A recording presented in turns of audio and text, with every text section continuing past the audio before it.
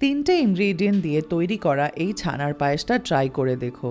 চালের পায়েস বানাতে অনেক সময় লাগে আর ডিজাস্টার হওয়ার চান্সও থাকে, কিন্তু ছানার পায়েস এক তো ভীষণ ইজি বানানো, খুব কম টাইম লাগে আর খেতে ভীষণ ভালো হয়।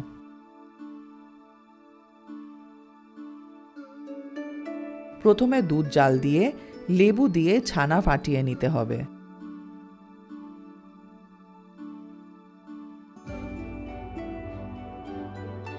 তারপর গরম থাকতেই ছানাকে ছেঁকে নিতে হবে আর একটা ছাঁকনিতে ছানাটাকে রেখে জল দিয়ে তাড়াতাড়ি ধুয়ে রাখতে হবে।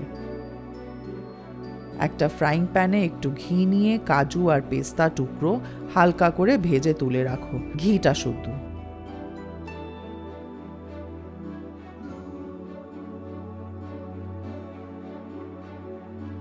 এবার একটা আলাদা সসপ্যানে দুধ একটু কেশর দিয়ে বসিয়ে দাও।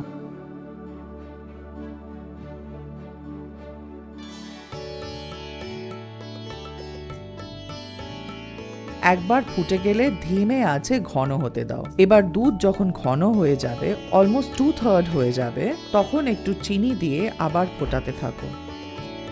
4 থেকে 5 মিনিট পর এটাতে ভেজে রাখা বাদামগুলো দিয়ে দাও।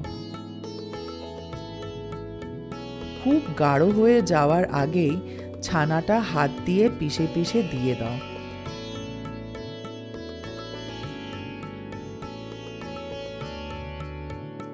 ভালো করে মিক্স হয়ে গেলে নামিয়ে নাও। এই পায়েসটা ঠান্ডা ভালো লাগে, ফ্রিজে রাখলে জমে যাবে, তাই একটু রানি থাকলে ভালো হয়।